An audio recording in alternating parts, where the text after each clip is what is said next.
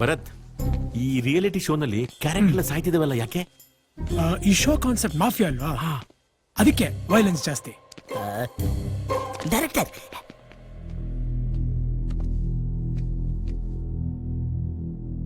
ನೋಡಿದ್ರ ಏನು ಇದನ್ನು? ಎಸ್, ಮತ್ತೆ ನೀವು ಮೂಗಲ್ಲಿ ಬಾಯಲ್ಲಿ ರಕ್ತ ಕಕ್ಕಂಡ್ ಸಾಯ್ತೇನೆ ಅಂತ ಹೇಳಿದ್ರಿ. ಕ್ಲೀನ್ ಮಾಡೋರಲ್ಲ, ವ್ಯಾಕ್ಯೂಮ್ ಕ್ಲೀನರ್ ಅಲ್ಲ.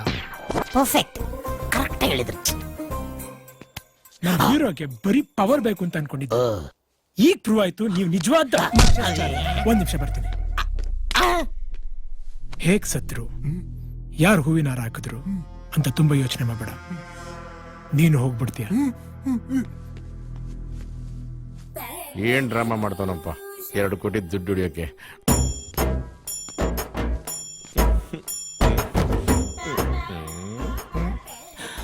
ನೀನೇನೇ ಮಾಡಿದ್ರು ವೀರಸ್ವಾಮಿ ಆಶೀರ್ವಾದ, ರವಿಚಂದ್ರನ್ ಸಪೋರ್ಟು ನನಗೆ ಇರೋದು.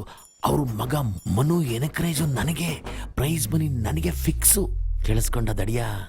ನಿಮ್ಮ ಮಾವ ಡೆಡ್ ಬಾಡಿ ಜೊತೆಲೂ ಮಾತಾಡ್ತಾರ? ನಾರಾಯಣ್ ಶ್ಲೋಕ ಹೇಳ್ತಿರ್ಬೇಕು.